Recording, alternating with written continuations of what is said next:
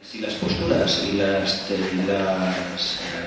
propuestas son las mismas, es natural que el sindicalismo, por ejemplo, libertario y el movimiento libertario confluya con el movimiento asambleario y revolucionario que tú propones que debe ser la salida del 15M. Eso, por otra parte, podría suponer la fusión de la desaparición de euro o la colaboración. Es verdad que la sintonía es muy amplia.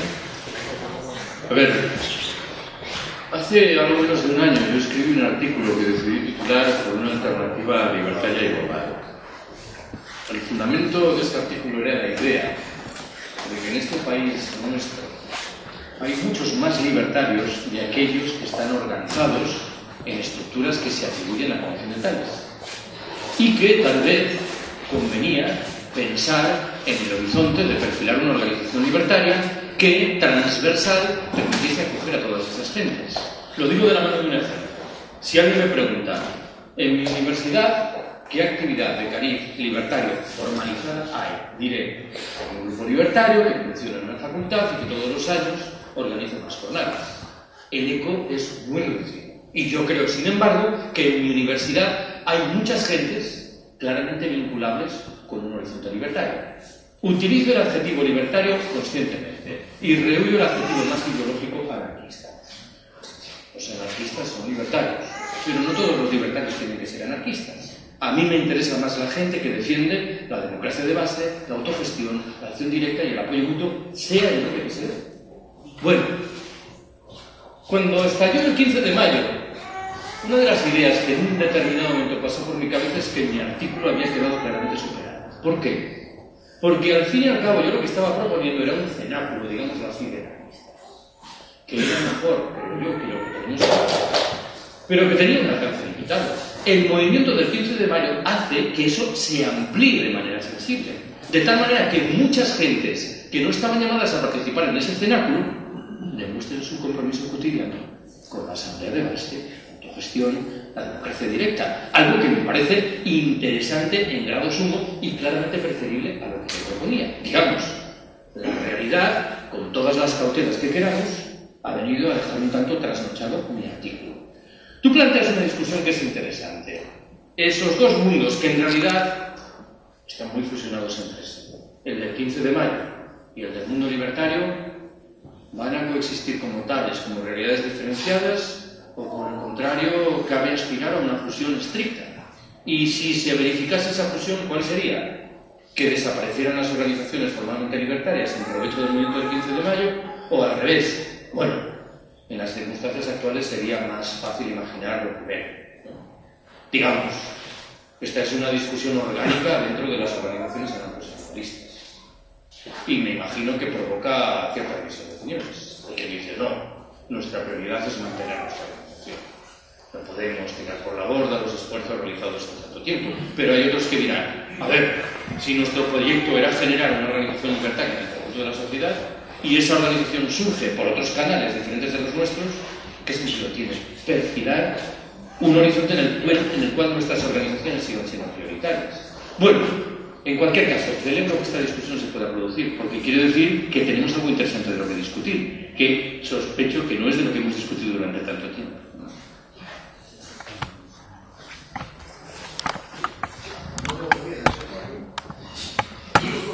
A ver, el movimiento libertario ha sido un movimiento de pequeño relieve en los últimos años. Es cierto, no ha sido así anteriormente al golpe de Estado, pero ha sido un movimiento de pequeño relieve. ¿Así no te da la impresión de que la bandera libertaria colocada al frente o delante o en un lado o en el centro del 15M puede tener el mismo efecto que Cayo Lara cuando iba allí? ¿No te parece que lo lógico es no llevar ninguna bandera y dejar que las razones por las que funciona el movimiento libertario, que es la asamblea, la democracia directa, etcétera, funcionen sin ninguna consigna? Sí. Bien. Que sí. Me preocupa más la realidad material del movimiento, sus prácticas cotidianas, sus objetivos de fondo, que las banderas o las etiquetas que pongamos. No tengo ninguna duda al respecto. Y además lo dices bien. Ojo, los libertarios no estamos exentos de defectos. Podemos ser tan manipuladores y autoritarios como los demás, solo que en nuestro caso se nota más, porque el contraste entre lo que reivindicamos y lo que hacemos salta más a la vista. Así que aquí no partamos de ninguna presunción de que nadie dispone de una pureza exhaustiva que invita a imponer las reglas del juego. Lo que sí existe es una sintonía de punto de partida en lo que respecta a las prácticas correspondientes. Yo no me imagino a Izquierda Unida discutiendo seriamente su autodisolución en provecho de un movimiento como el del 15 de mayo. Pero sí me imagino a la CNT o a la CGT discutiendo esto. Y esto quiere decir que hay una perspectiva mental que sitúa a esas organizaciones mucho más cerca de las prácticas de un movimiento como el que yo espero que acabe por perfilarse. Entiendo que usted que no representa a nadie, no tiene conocimiento reducido sobre este tema, sobre el movimiento del 15M, pero ¿en qué momento el objetivo del 15M inicial, al atraer tantas masas de gente, tanta gente que se agrega a esos objetivos iniciales, uno está pensando, los activistas dicen, nuestro objetivo inicial está cambiando porque está llegando gente que tiene diferentes opiniones, ya no seguimos por ese objetivo inicial que seguíamos. Por ejemplo, viene gente que no tiene nada que representar aquí, se está llegando porque hay multitud de gente que aprovecha para meter su opinión. ¿En qué punto uno dice, vamos a desvincular esto, vamos a intentar estructurarlo o cambiar de una manera diferente para que no puedan entrar o intentemos llevar a cabo lo que inicialmente hemos querido dar a conocer para que los medios de comunicación no puedan transversar de esa manera diferente lo que hemos intentado o el movimiento o los políticos no digan, es un movimiento, no vamos a hacerles totalmente caso ni vamos a continuar con lo nuestro? Bueno, no sé si he entendido bien tu pregunta. Vamos a ver. Yo parto de la presunción de que el movimiento inicialmente no tiene ningún objetivo preciso. Es un movimiento, digámoslo así, de repulsa del orden existente. Y en esa repulsa se dan cita muchas gentes. Es verdad que es una repulsa de contenido sorprendentemente radical. A ver, lo explico así en términos casi personales. Cuando yo llego a la Plaza de las Ciudades a las 6 de la tarde del 15 de mayo, veo que en esa manifestación, a tono con lo que dije antes, hay muchísimas personas a las que no conozco, algo de lo que me congratula. Pero escucho al mismo tiempo los mensajes que salen del camión que encabezaba la manifestación. Y mi primera interpretación es, los mensajes son muy radicales y quienes los emiten están corriendo el riesgo de que una parte de quienes han venido hasta aquí se marche. Nadie se marchó. Los mensajes no dejaban pie con bola. Ahí eran cuestionados los dos grandes partidos, la Casa Real, los sindicatos mayoritarios, la banca, el Fondo Monetario Internacional. Vamos, no quedaba nada fuera de la contestación. Y me parece que eso era llamativo. El escenario al que hemos llegado es tan tétrico que muchas personas que probablemente en otras circunstancias hubieran podido sentirse molestas ante la eventual radicalidad de esos mensajes, empezaron a aceptarlas de buen grado. En el momento inicial, repito, según mi tesis, sin que exista un proyecto claro, hay una contestación radical del orden existente. Y lo que va cobrando cuerpo a partir de entonces es un sistema en el que, desde mi punto de vista, en la mayoría de los lugares, el sentido común de la gente ha permitido mantener algo saludablemente llevadero. No sin problemas. Has mencionado algunos, como lo dije yo antes. El movimiento del 15 de mayo me parece que es llamativo cómo la mayor parte de los interpelados muestran su repulsa. Recurren claramente al mismo esquema de siempre. No nos representan. E incluso se apuntan a la idea de que no hay mayor aberración que un partido que pretenda representar al movimiento del 15 de mayo, cuando el movimiento del 15 de mayo no es estrictamente apolítico, creo que es apartidario. Tampoco es estrictamente antipartidario, pero es apartidario. Esa idea del pueblo unido funciona sin partidos, que es otra de las consignas muy coreanas, tiene una presencia. Claro, lo que estoy contando no me puede conducir a la ilusión óptica de negar que dentro del movimiento hay percepciones distintas y que esto genera controversias. Vuelvo de nuevo a la idea, sin embargo, de que esas percepciones distintas han aprendido en la mayoría de los casos a trabajar en conjunto. Pongo un ejemplo.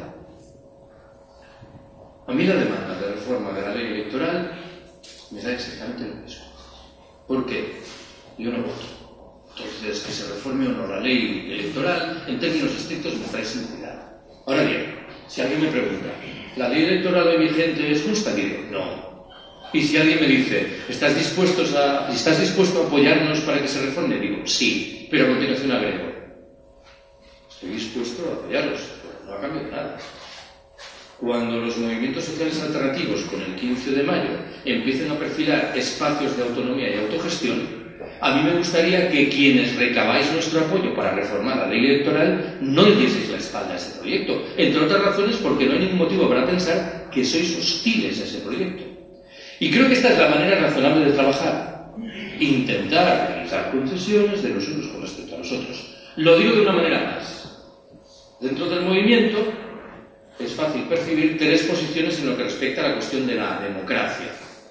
Hay gentes que creen en la democracia delegativa, en la democracia liberal, que reivindican los cambios, que oxigenen una fórmula de democracia liberal muy castigada. Hay gentes que creen en la democracia participativa. Bueno, la democracia participativa es una forma de democracia delegativa que agrega determinados mecanismos, celebración de referendos, presupuestos participativos, que permiten una presencia más fluida y directa de la ciudadanía. Y luego hay personas, entre las que me cuento, que apostamos por la democracia directa, por la no delegación del poder, lo cual implica un proyecto distinto de descentralización, de deslocalización, de recuperación de comunidades políticas más pequeñas. Por eso dije antes que la evolución del movimiento del 15 de mayo en el mundo rural es vital. Bien, esos tres proyectos que acabo de mencionar son distintos. Y no me quiero engañar, antes o después entrarán en confrontación.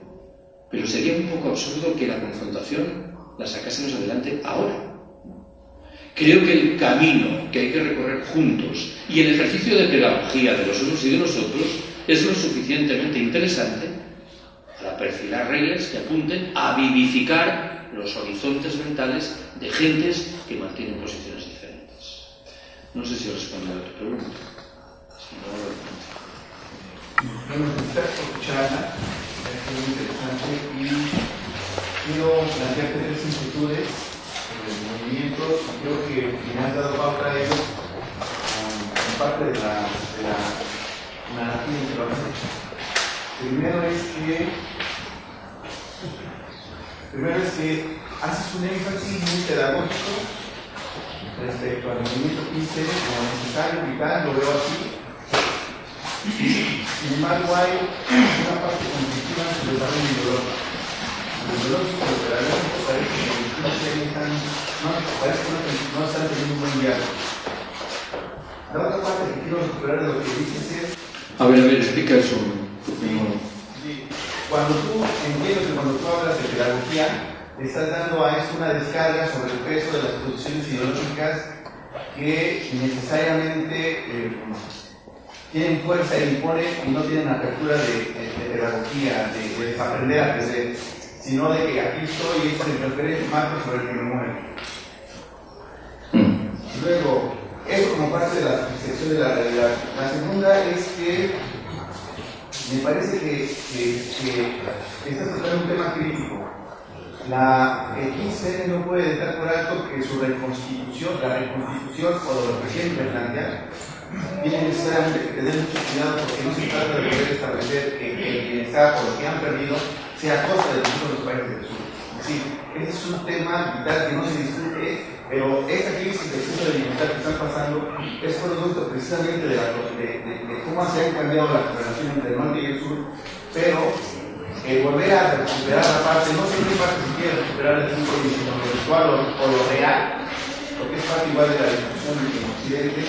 Pero esto de que recuperar el bienestar a partir otra vez de que ahí están los del sur, y ahí lo podemos decir, es un tema que es el corazón del 15, porque no en todos lados se toca, y mucho menos es muy fácil de abordarse en las asambleas. Y una parte final que quiero establecer es, El 15M también está nombrando y renombrando las cosas y reusando las palabras y volviendo a darle vida a la narrativa.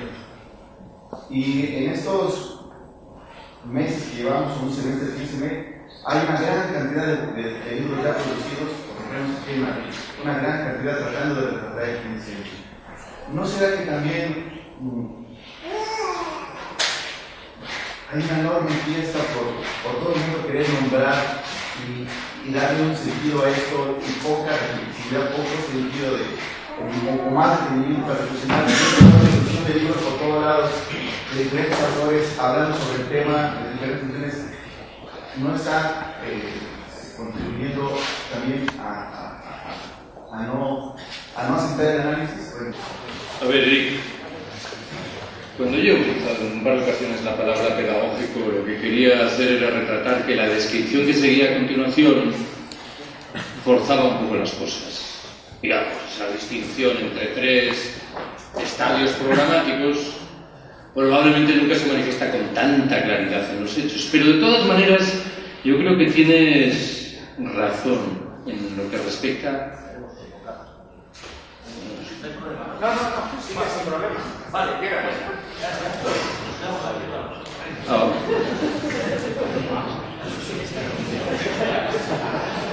Bueno, de todas maneras, lo de la pedagogía en este caso me viene bien para subrayar una idea que me ronda muchas veces en los últimos meses.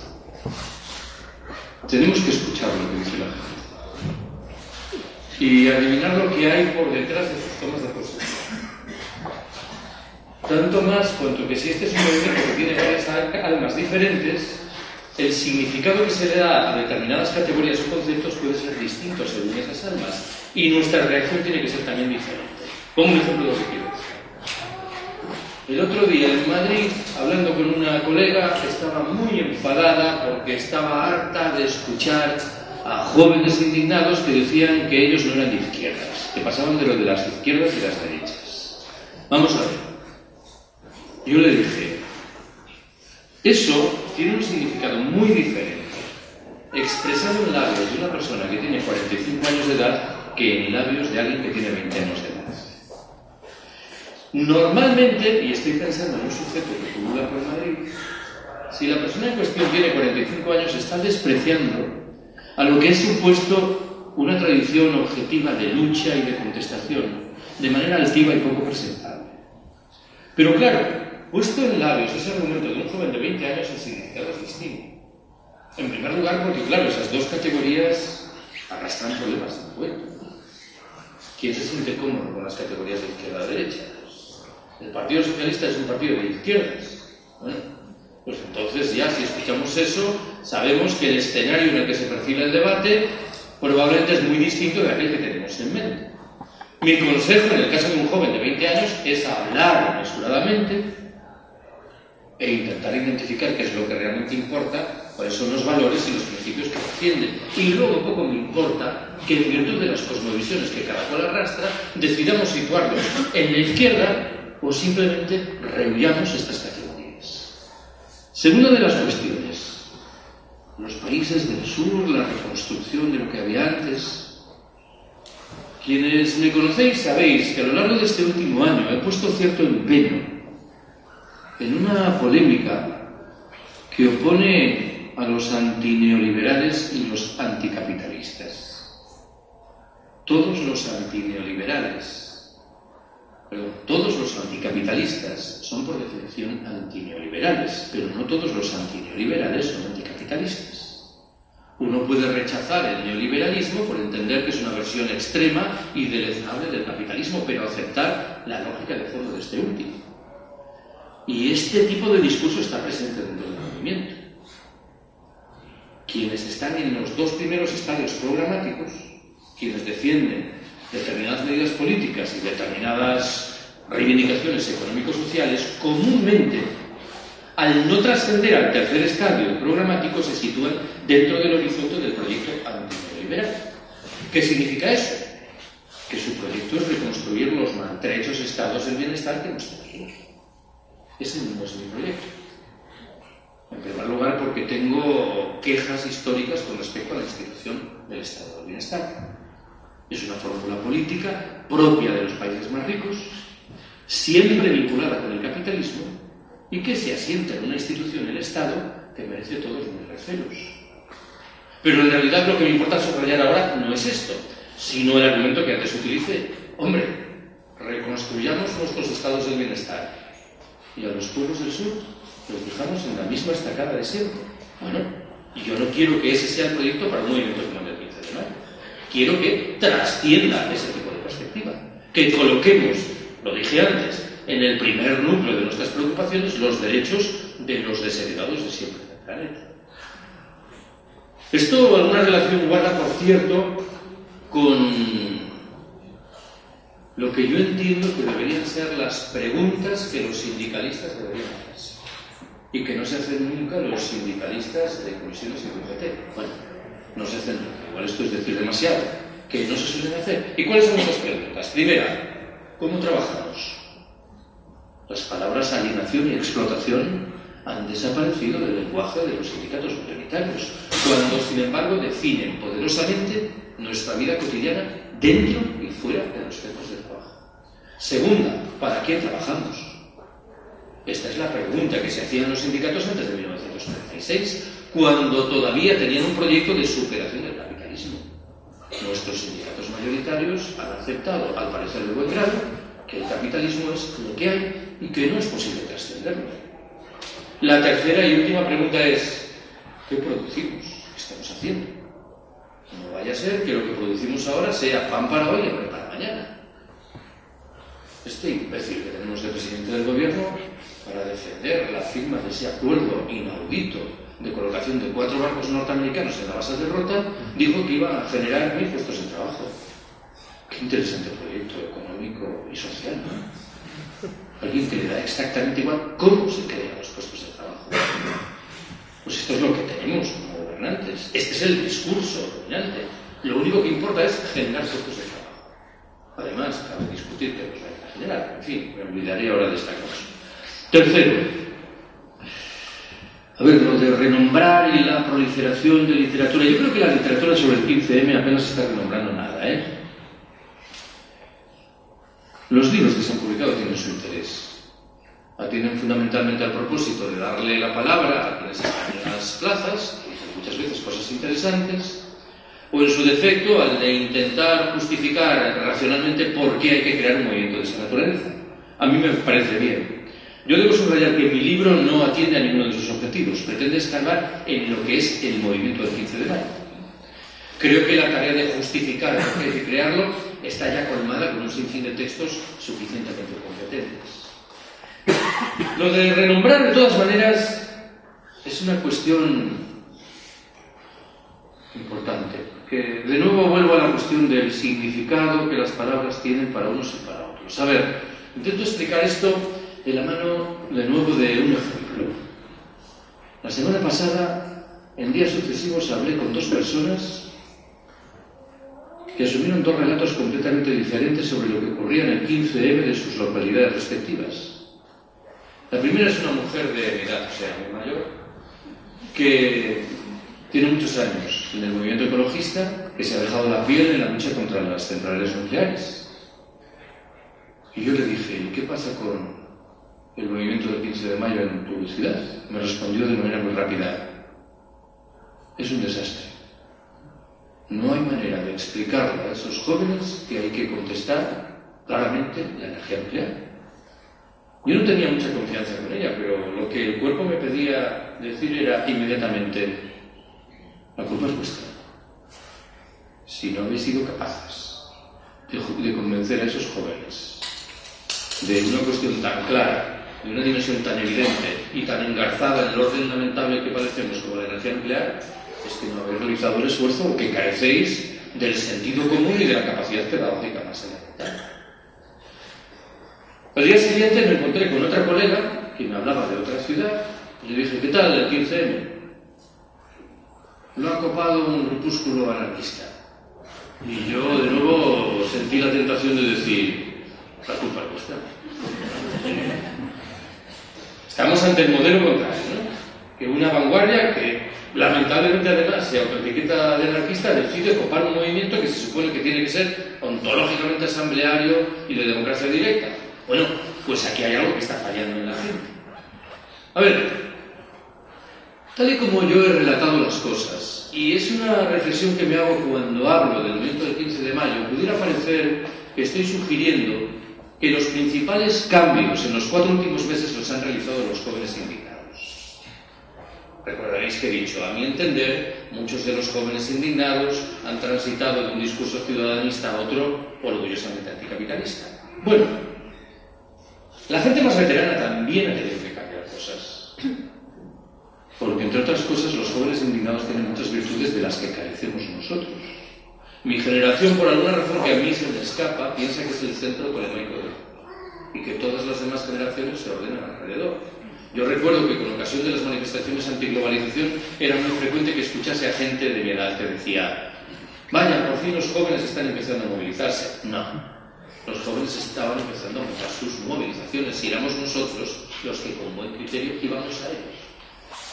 ¿Qué quiero decir? De nuevo de la mano de un ejemplo. En alguna ocasión he realizado el ejercicio en la Asamblea de Olivarra en Madrid el 15M de cerrar los ojos y de procurar identificar quién era, joven indignado, activista de la izquierda tradicional, activista de los movimientos sociales alternativos, quién hablaba. Y subrayo que creo que obtenía éxitos razonables en esa tarea no por lo que decían, sino por el tono en que lo decían. Mi generación, cuando habla, al final siempre está airada. Parece como si arrastrásemos una suerte de pesimismo histórico que hace que incluso que cuando nos queremos expresar de manera cordial no acabe por salirnos plenamente. Y en cambio esos jóvenes indignados cuyo buenismo criticamos alegremente son gentes extremadamente cordiales que escuchan, que aprenden con mucha rapidez, que dicen las cosas de manera fluida, con frecuencia de manera mucho más clara que nosotros mismos, que tienen una enorme capacidad de trabajo y de organización. ¿Por qué salió bien la asamblea de la universidad? Yo me quité el sombrero cuando convocamos una reunión preparatoria. Íbamos 6 profesores y 12 alumnos. Bueno, salió así, 6 profesores y 12 alumnos. Y cuando yo vi cómo los alumnos se repartieron el trabajo de pegar los carteles y hacer las pancartas, digo, esto sale. Esta gente sabe lo que hace. Y además lo hace con absoluta profesionalidad. Bueno, tenemos mucho que aprender de esta gente. Y es importante recordarlo más allá de que utilicemos unas palabras u otras, de que revisemos los conceptos del pasado, que muchas veces nos sirven, Ojo, que esta novedad de empezar a llamar a las cosas de manera distinta del pasado para al final acabar diciendo lo mismo, me parece que tiene un alcance limitado. El movimiento que ha surgido en Estados Unidos de la toma de la bolsa puede ser un impulso por estar en el corazón del imperio y surgir allí, si puede ser un impulso para nuestro movimiento, para el movimiento que tiene. ¿Y qué diferencia le ves a uno y a otro? En realidad, en nuestros medios de comunicación parece que la única preocupación es determinar si es un movimiento que imita al 15M o tiene consistencia distinta y autónoma, que es una discusión que me interesa poco. A ver, la primera apariencia es que surge en virtud de claves muy similares. En los Estados Unidos nace de la certificación de que los gobernantes están volcando cantidades ingentes de dinero en socorro de inmorales instituciones financieras. Claro, yo creo que en el caso norteamericano sería más difícil identificar ese impulso libertario que yo le atribuyo espontáneamente al movimiento del 15 de mayo. Pero, ojo, el movimiento norteamericano tiene pocos días, entonces tampoco estamos en condiciones de calibrar cuál puede ser su deriva futura. Preguntas de manera más precisa si ese movimiento norteamericano podría ayudar a reflotar nuestra realidad del 15 de mayo. No es una posibilidad desdeñable, ¿no? A veces estos procesos mentales funcionan así. La gente dice ingenuamente, un poco tontamente, ¿no? A ver, si en los Estados Unidos también hay esto, pues será que hay que hacer algo similar a lo que hacen los norteamericanos. Bueno, creo de todas maneras que si nuestro movimiento sale adelante será producto de nuestro trabajo y del buen sentido de lo que hacemos. Y el buen sentido en este caso incorpora también el sentido común, lo que en Galicia llamamos sentidiño, el saber estar en el lugar concreto y procurar hacer que las gentes confluyan antes que se separen. Aún así, cuando uno tiene que identificar tareas pendientes del movimiento del 15 de mayo, una es la expansión internacional de la mano de la colaboración con movimientos de perfil más o menos similar. Y yo creo que aquí hay mucho camino que recorrer. No olvides que en realidad en Grecia y en Portugal, bien es verdad que en situaciones distintas en esos dos países hay movimientos muy similares al nuestro, ¿no? Y sería interesante escarbar en las posibilidades que se derivan de colaborar con esos movimientos. Estoy recordando la constitución de marcha del día 19 de junio, en donde fue para mí una de las más brillantes que se ha desarrollado, que probablemente siempre habrá juristas que digan que si eso del 19M era otra cosa que había surgido anteriormente, pero afortunadamente el movimiento 19 de mayo lo supo abarcar como una tarea integradora. Y sin embargo, con toda la cantidad de gente que allí nos movilizamos y que yo, optimista todavía a mis años, todavía pensaba que esto iba a tener una consecuencia en el movimiento político y que tendría una consecuencia en la vida del país. La realidad es que no ha pasado nada. El poder, el sistema lo interpretó como un día festivo más. Un día festivo más donde mi gente se lo pasa muy bien, protesta contra mí y aquí no ha pasado nada. Sin embargo, en la acampada de sol y muchas otras se estaban quejando los comerciantes de que estaban perdiendo ventas. Parece que eso ya sí que es un tema más delicado. Y entonces entra en lo que tuvimos planteado, en cómo nuestra reivindicación en la que se pone detrás del 19 de mayo deberían ser más tenidas en cuenta si se toca de verdad a la madre del sistema, que es el poder económico. En definitiva, pienso que el tema de la huelga es lo que puede hacer que el 19 de mayo deje de ser una fiesta y pase a ser de verdad una cosa que propone cambios. Pero aquí es donde le hago la pregunta a Carlos. ¿Qué hacer? Porque nos hemos indignado con los políticos, pero no hemos sido capaces de indignarnos con nuestras representaciones sindicales. En mi empresa ahora mismo tenemos elecciones sindicales, oye, y que no pasa nada, que es exactamente lo mismo de siempre. ¿Cómo podemos canalizar una indignación, un cambio de estatus en las relaciones sindicales?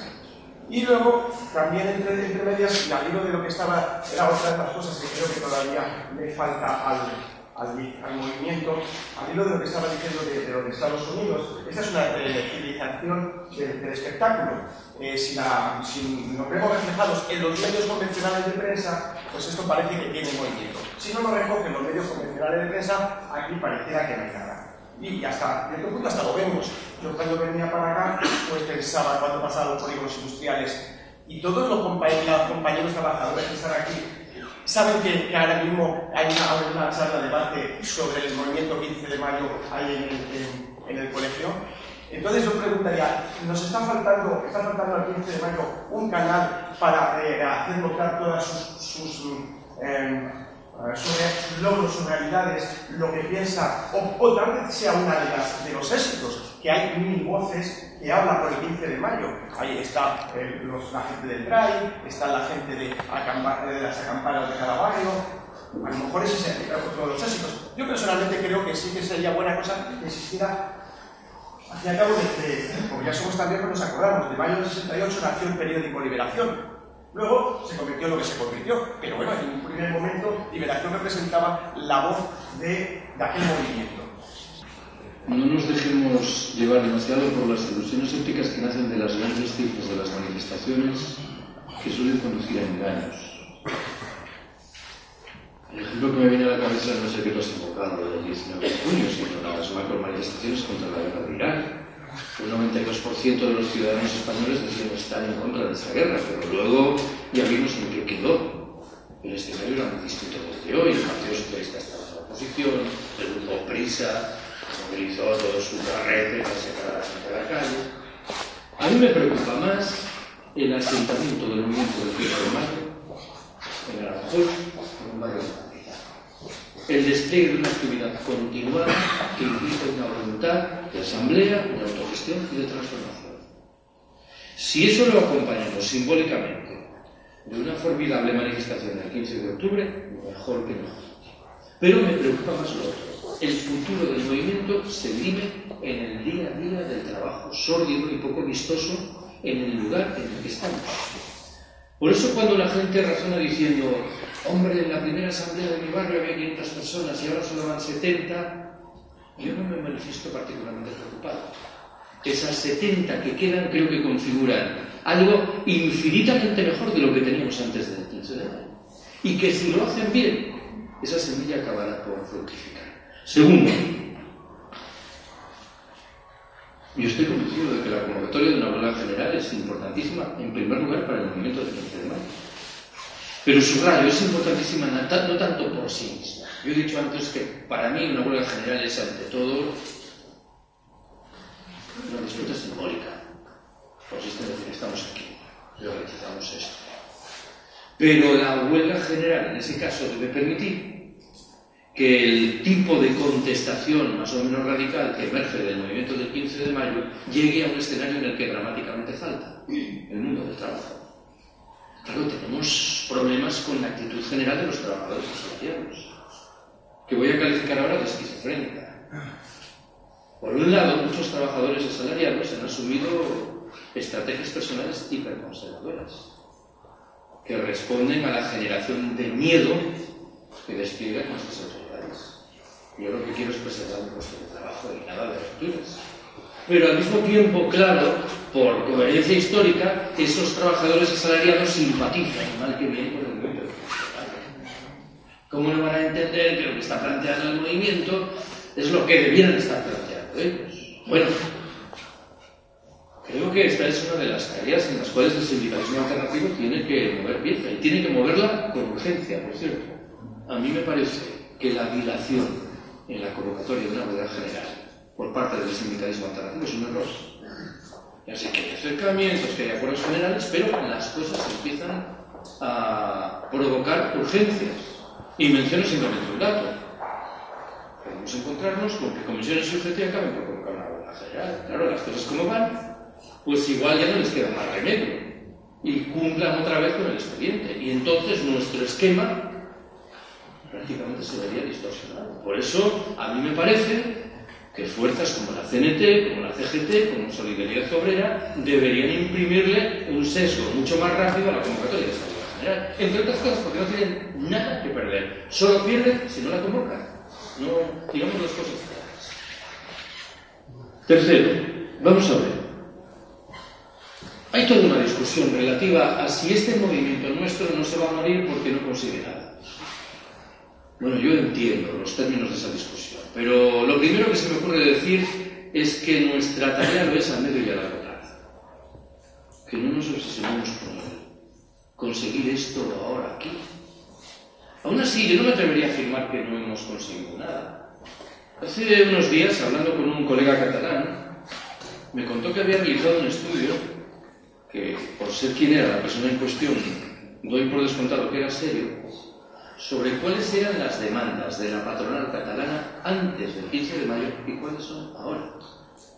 Parece que como si los humos de la patronal catalana hubieran pasado muchos enteros, como si se hubiesen empezado a percatar de que si siguen dándole vueltas más a la tuerca, corren el riesgo de generar un escenario tan abrasivo de contestación popular que se vuelva en contra drásticamente de sus intereses.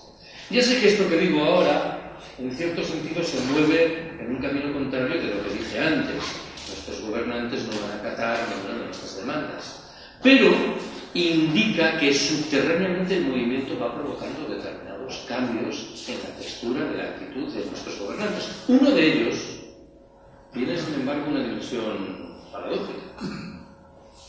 La represión que se ha ejercido hasta ahora sobre el movimiento no ha tenido el efecto de siempre de generar miedo y desmovilización, sino más bien al contrario, de provocar cierre de filas.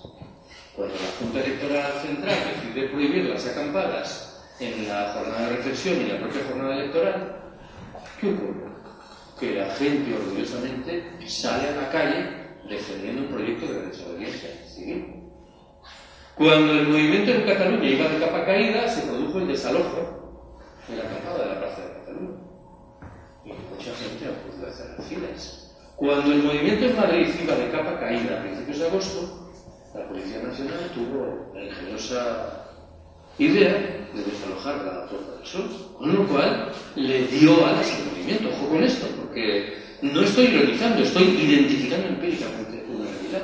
Bueno, esto quiere decir que debemos ser un poco pacientes. Debemos trabajar en muchas posibilidades que están ahí abiertas y que no hemos escapado. Tú has mencionado una, la de medios de comunicación propios y consolidados del movimiento. Ojo, no sé si el horizonte deseable es el de un periódico de difusión estatal, pero que no tiene mucho que ver con la lógica hiperdescentralizada y extremadamente plural del movimiento. Igual es preferible que sigamos trabajando en la perspectiva de medios de comunicación internos más bien descentralizados, autogestionados y propios de cada una de las asambleas, sin desdeñar otras posibilidades. Y mi pregunta sería, ¿no te parece que en este movimiento el elemento intergeneracional es una de las claves fundamentales? En realidad, buena parte de los ejemplos de los que he echado mano son ejemplos que apuntan a la idea de que las generaciones que están dentro del movimiento tienen mucho que aprender las unas de las otras. Y a mí me parece que esto es así. ¿Eh? Eso quiere decir que en la comunicación pública no se dice. Claro. Hombre, es que la comunicación pública sobre el movimiento prácticamente no dice nada sugerente sobre este último. Digamos que ni siquiera si echamos mano de los medios de comunicación que antes he retratado con retintín como progresistas, público y del país, me parece que difícilmente podemos calibrar lo que es el movimiento de la mano de lo que nos cuentan esos periódicos. Si acaso hay algún artículo de opinión que más o menos nos ilumina, pero me parece que el discurso dominante es literalmente patético. Otro día me contaron, por cierto, en Segovia, que Iñaki Gabilondo, cada vez más baboso, había entrevistado a su jefe, Juan Luis Cebrián, una entrevista muy libre, debe ser, claro, que le podía preguntar a Iñaki Gabilondo a Juan Luis Cebrián, pero le preguntó qué pensaba del movimiento del 15 de mayo, de los indignados. Y Juan Luis Cebrián, que es muy ingenioso, dijo que a él no lo representaba. Algo que nos llena de pena a nosotros, porque una de nuestras mayores aspiraciones era representar a Juan Luis Cebrián. Un discurso que tenemos que padecer de esos tipos. Pero voy a por otra dimensión. A ver, me viene a la cabeza porque también tiene que ver con un artículo que leí el otro día en El País, redactado por una persona respetable que sabe sobre jóvenes, pero que creo que naufragaba dramáticamente a la hora de retratar el movimiento. Decía, es un movimiento de clases medias lumpenproletarizadas. Bueno, aparte de la pedantería, lo de lumpenproletarizados probablemente se vinculaba con el código de los perroflautas. Claro, los perroflautas son una minoría escueta de las gentes que están en el movimiento.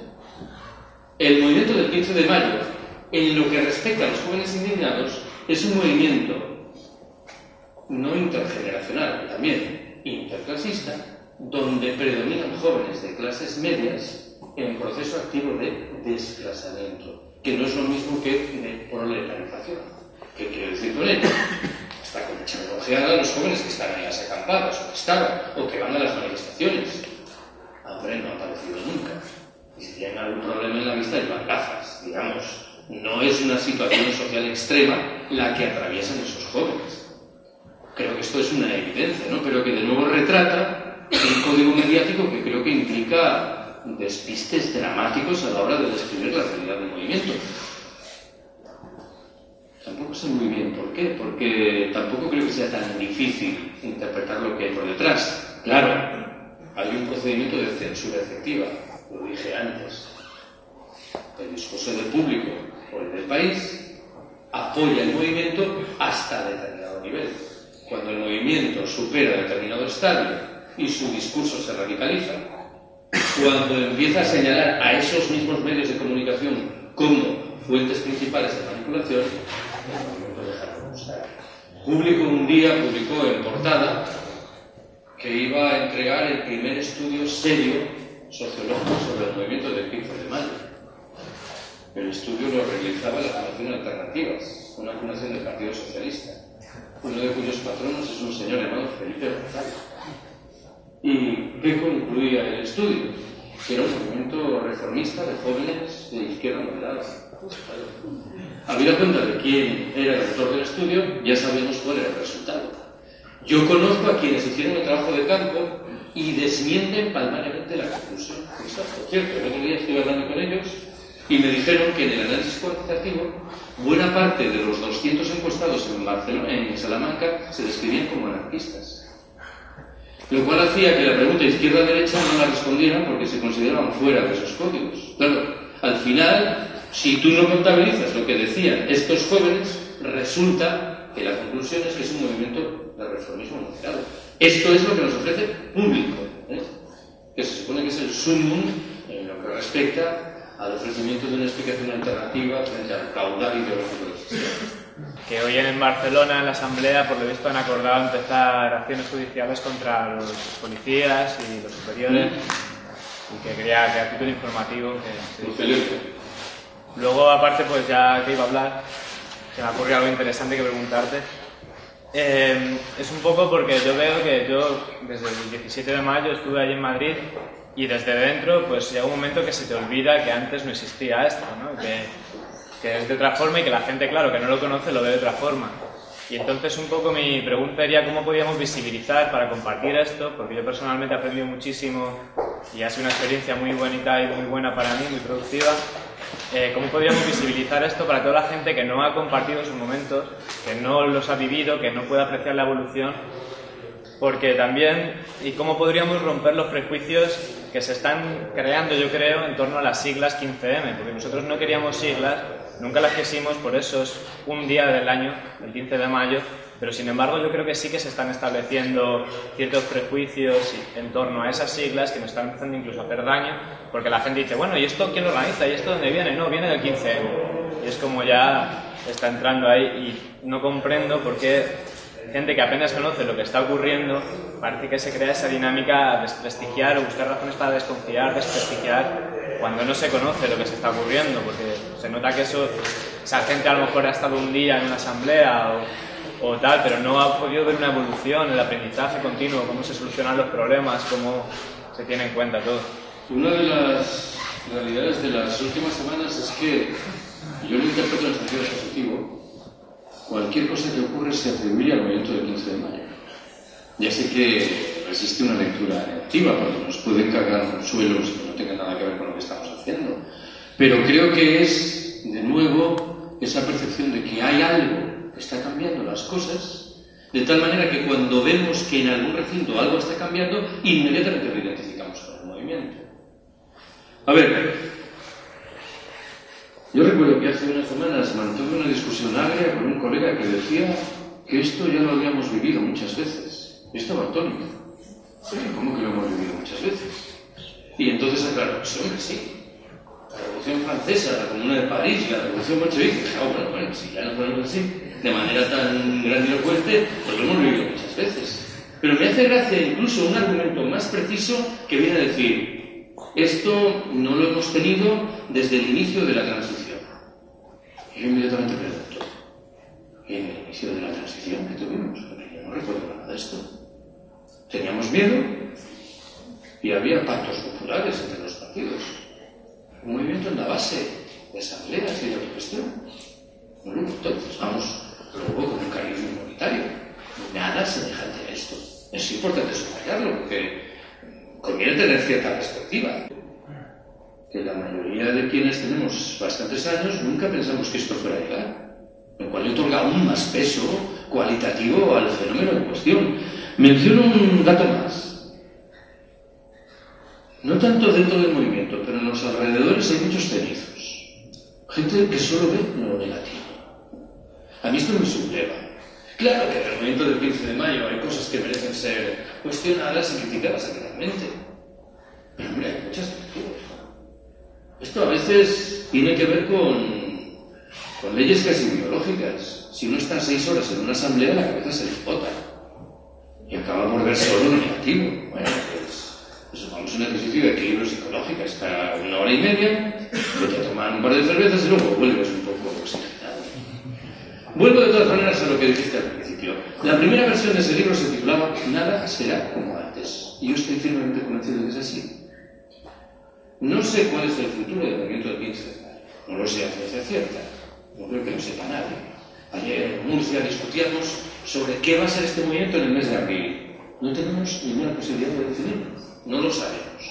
Pero en cualquier caso, que el movimiento, aún desapareciendo, va a dejar un pozo distinto, va a abrir un camino diferente de contestación, me parece evidente. Varias veces he utilizado la fecha el 14 de mayo. ¿Qué tenemos el 14 de mayo? Nada. Digámoslo con claridad. Incluso digámoslo desde el trabajo de los movimientos sociales, de los sindicatos alternativos, lo que teníamos nos dejaba muy insatisfechos. No es que lo que tenemos ahora sea la bicoca, pero que hemos mejorado. Hombre, hace falta cerrar mucho los ojos para no darse cuenta. ¿Consideras que el anarcosindicalismo puede aprender o ha aprendido algo del movimiento contrario? ¿Cómo analizarías desde esa posición ideológica que se considere el movimiento a sí mismo inclusivo? Perdón, un segundo. ¿Cómo analizarías desde esa posición ideológica, desde el anarcosindicalismo, que se considere el movimiento a sí mismo, el movimiento 15M, inclusivo? Bueno, vamos a ver. Lo primero que tendríamos que hacer es ponernos de acuerdo sobre lo que significa lo del anarcosindicalismo.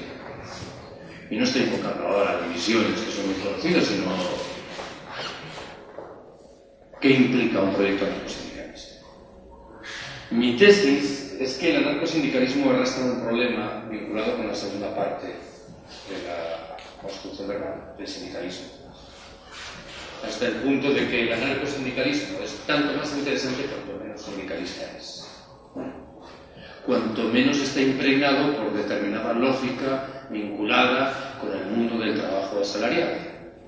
Un mundo que, por desgracia, desde mucho tiempo atrás, ha partido de la presunción de que luchando por los salarios resolvíamos nuestros problemas principales.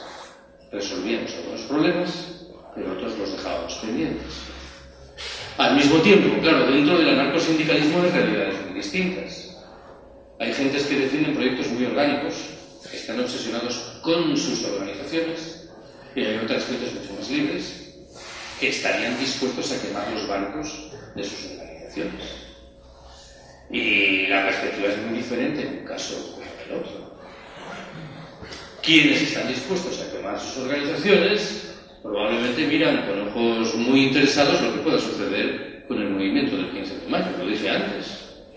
La idea, si ese movimiento se ratifica como un movimiento masivo, omnipresente, de autogestión, de asamblea, anticapitalista, antipatriarcal, antiproductivista e internacionalista, ¿para qué vamos a mantener en pie nuestras organizaciones? Eso es aquello por lo que luchábamos.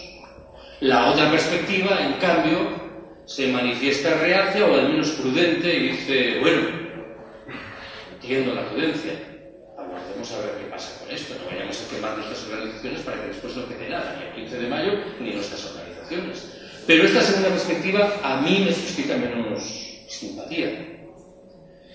La última de las discusiones guarda relación con esa distinción que yo admito que es discutible entre los objetivos libertario y anarquista.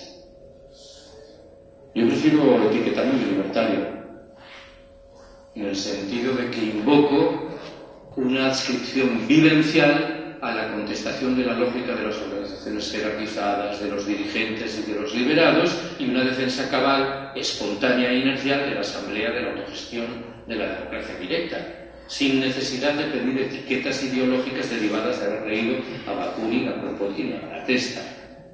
Yo creo que la mayoría de los anarquistas que he conocido aceptan de buen grado esta perspectiva, digamos. No están empeñados ahí en luchar determinada mercancía ideológica, pero claro, pues hay que no. Y aquí también se encuentra uno a menudo ante algunas realidades que son un poco patéticas. Una especie de dogmatismo ideológico que pasa por la criba de los clásicos del anarquismo todo lo que hacemos. Me interesa poco. Yo creo de todas maneras que en un momento como el presente tenemos que hacer una reflexión sobre la realidad de nuestro movimiento anarcosindicalista.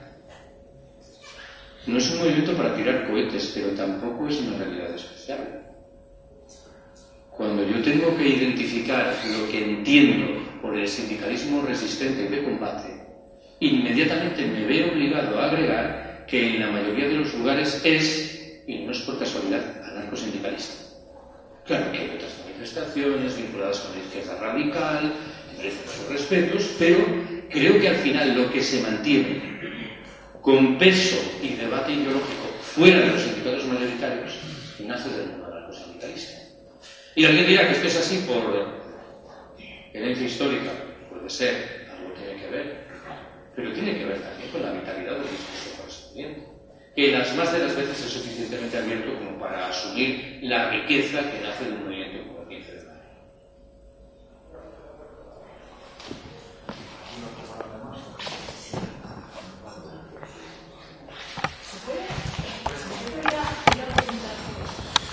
Me interesaba lo que decías de llevar el movimiento a los trabajos y al mundo rural. Y esto no sé, me parece, no sé si aquí conocemos alguna experiencia ya de sitios, porque aquí nos rodean unos cuantos pueblos que no tienen asamblea. Y desde aquí queríamos ir a hacerlo, ir a un pueblo a hacer una asamblea, pero todavía hemos podido, de tiempo.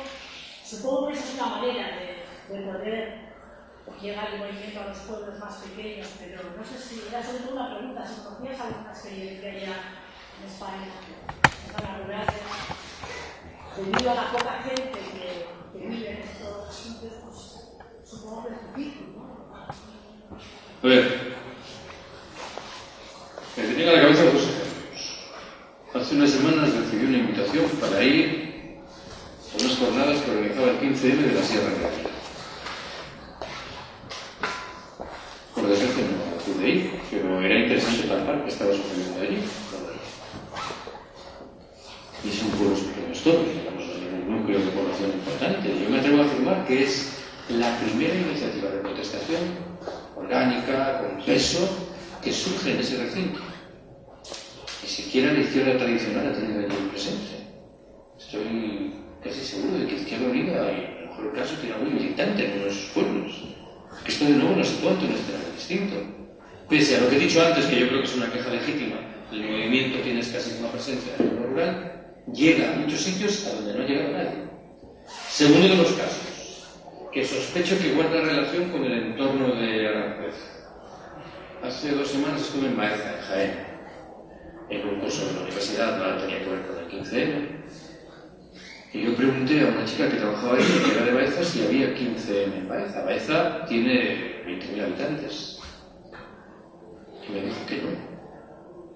Que quienes estaban en el 15M en Baeza acudían a las asambleas de Jaén, de la capital de provincia. Y el esquema era nefasto, ¿no? No era lo saludable. Nos interesa mucho más que haya un 15M en Baeza. Y más aún que haya un 15M en los pueblos de 1.000 o 2.000 habitantes de los alrededores de Baeza. En cualquier caso, no nos engañemos. La matriz socioeconómica, cultural, que da sentido al nacimiento del movimiento del 15 de mayo es la matriz urbana. Es así. Tenemos que hacer un esfuerzo para modificar esa matriz y generar un escenario distinto propio del medio rural. Y tenemos que hacerlo inexorablemente, porque este es un problema central de una sociedad como la nuestra. ¿Por qué nuestra sociedad es dramáticamente dependiente? Porque es una sociedad cada vez más compleja, en la que hemos ido delegando en otros la decisión sobre las materias vitales. Y eso ha tenido un efecto principal en un dramático proceso de urbanización y de desertización del medio rural. Si no somos capaces de imprimirle un sentido diametralmente diferente a ese proceso, estaremos olvidando una dimensión central de las tareas que tenemos que acometer. Y yo creo que, pese a que el 15M nace socioculturalmente del medio urbano, la matriz ideológica que está en la cabeza de la mayoría de la gente entiende esto perfectamente, que tenemos que recuperar la vida local. Y en ese sentido, pues, igual, en un lugar como Aranjuez, podréis realizar algún ejercicio experimental de lo que eso significaría. Yo no estoy en condiciones de daros lecciones al respecto porque, desgraciada, infelizmente soy un urbanita, con un conocimiento muy limitado de lo que sucede fuera de las ciudades. Lo bueno que puede venir del 15M, si llega, puede llegar desde el medio rural. Y creo que precisamente en la situación en la que vamos a ingresar, ¿no? En que los ayuntamientos están totalmente endeudados, donde van a empezar a realizar políticas de folio, básicamente para pagar una deuda que no van a poder pagar, ¿no? Lo que los griegos han llamado deudocracia. Sí creo que puede llegar a ser posible que espontáneamente en determinados municipios o localidades el centro de decisión político, cuando la institución ya no tiene nada que, no solamente no nos da nada, sino que nos expolia, se desplaza a una posible asamblea popular. Cuando llego a ese punto, siempre aparecen en mi cabeza varios conceptos: derecho, policía, Estado, Unión Europea, transnacionales, OTAN, incluso, ¿no? ¿Qué posibilidad, desde tu punto de vista, existe de crear espacios de autonomía, ¿no? en un escenario tan complejo? En muchos escenarios locales, los poderes estatuidos, los ayuntamientos, se desploman. Y eso obliga a generar un mecanismo sustitutorio que asume la forma de la Asamblea de la Cámara, que es en realidad el proyecto del 15. Y además me parece interesante porque estás planteando un horizonte en el cual esto se desarrollaría casi en virtud de una inercia biológica. Digamos, no estamos invocando ahora el trabajo consciente de un movimiento que está en la base y aspira a eso, sino la propia lógica de los hechos conduce a eso. Bueno, pues es una posibilidad. He oído algún ejemplo de estas cosas, de pueblos muy pequeñitos, donde la gente decide ya reunir las elecciones municipales y dirigen el pueblo en una asamblea. Bueno. Segundo, lo de los espacios de autonomía. Lo primero que debo decir al respecto es que ese es el proyecto libertario de siempre. ¿En qué sentido? Yo cuántas veces he tenido la oportunidad, he señalado que hay una diferencia casi prepolítica, antropológica, entre el proyecto libertario y los proyectos socialdemócrata y leninista. Los socialdemócratas y leninistas nos dicen: empezaremos a cambiar las cosas el día que lleguemos al poder. Los unos a través de las urnas, los otros a través de una revolución. El proyecto libertario dice una cosa muy distinta. Dice: tenemos que empezar a cambiar las cosas aquí y ahora.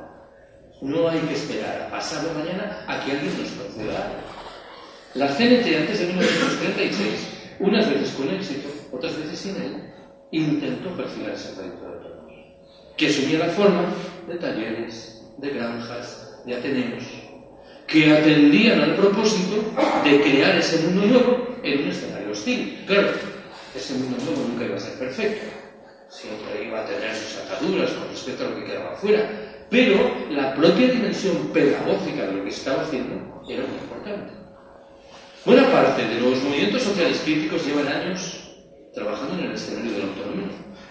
Esos grupos de consumo que proliferan en una ciudad como Madrid y que implican 100 o 200 personas que se ponen de acuerdo para arrendar una tierra, plantar en condiciones muy singulares determinados productos y sorteando las reglas del juego del sistema de distribución y de comercialización habitual, generan un escenario distinto. Y yo creo que eso es posible hacerlo en todos los órdenes de la vida, a poco que seamos moderadamente imaginativos. Yo soy gallego, no voy a contar una larga historia de mis problemas para publicar en Galicia una vez que decidí utilizar una ortografía distinta de la oficial. Pero mis problemas al final se resolvieron cuando encontré un grupo de 6 jóvenes universitarios que habían creado una editorial que se distribuía a sí misma, sorteando las redes comerciales. Nunca he vendido más libros en gallego que con esos 6 jóvenes que editan además a unos precios irrisorios de 6 euros cada libro. Bueno, esto es generar un espacio de autonomía. Generar un espacio de autonomía es que los alumnos de las universidades decidan entrar a los concursos encaminados a otorgar los vales. ¿Por qué hay que concedérselas a una multinacional de la alimentación? Cuando es posible hacerlo desde abajo, desde las propias asociaciones de estudiantes. Bueno, podría seguir enunciando ejemplos que implican un intento razonable de transformación de la realidad generando esos espacios de autonomía. proponía. No creo que sea tan difícil. Acabo. Creo que es tanto más fácil cuanto más pequeña es la comunidad política. En el medio rural eso es mucho más fácil por razones obvias que en una ciudad como Madrid. Al fin y al cabo, el ejemplo que he puesto de los grupos de consumo en Madrid se refiere a una escuetísima minoría de la población y no modifica ninguna regla del juego municipal. Pero en ese tipo de ecosistemas